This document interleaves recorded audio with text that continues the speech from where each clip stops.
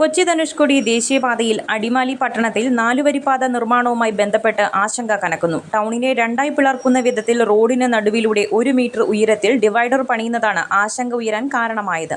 Adimali Kango junction മുതൽ bus സ്റ്റാൻഡിന് സമീപം വരെ ഇപ്പോൾ ഡിവൈഡർ നിർമ്മാണം പൂർത്തിയായി.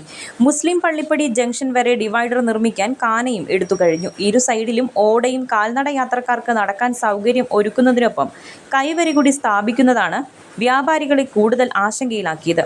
ഇതിനു പുറമെ ടാക്സി ഓട്ടോകൾക്ക് നിലവിലുള്ള സ്റ്റാൻഡുകൾ നഷ്ടപ്പെടുന്നതും മറ്റൊരു ആശങ്കയ്ക്ക് കാരണമായി. ടാക്സി ഓട്ടോകൾക്ക് എവിടെ സൗകര്യമൊരുക്കുമെന്നതടക്കം നിർമ്മാണത്തിനെതിരെ നിരവധി പ്രശ്നങ്ങൾ ഉയർന്നത് ദേശീയപാത അധികൃതർക്കെതിരെ രോഷം ഉയരാൻ കാരണമായി. ഇതാണ് ഈ വിഷയവുമായി ബന്ധപ്പെട്ട് വീണ്ടും യോഗം ചേരാൻ കാരണം. വ്യാഴാഴ്ച ഉച്ചയ്ക്ക് 2:30 അടിമാലി പഞ്ചായത്ത് ഹാളിലാണ് യോഗം ചേരുന്നത്. പഞ്ചായത്താണ് സർവകക്ഷി യോഗം വിളിച്ചത്. ആദ്യം പൗരാവലിയുടെ നേതൃത്വത്തിലും പിന്നീട് CITUവിൻ്റെ നേതൃത്വത്തിലും നിർമ്മാണം തടഞ്ഞിരുന്നു. നിർമ്മാണ കമ്പനി പോലീസ് സഹായം തേടിയെങ്കിലും ബുധനാഴ്ച നിർമ്മാണം തടയാൻ ആരും എത്തിയില്ല. അടിമാലി അമ്പലപ്പടി മുതൽ ഗവൺമെന്റ് ഹൈസ്കൂളിന് സമീപം വരെയാണ് നാലുവരിപ്പാത നിർമ്മിക്കുന്നത്. 21 മീറ്റർ വീതിയിലാണ് പാത വരിക.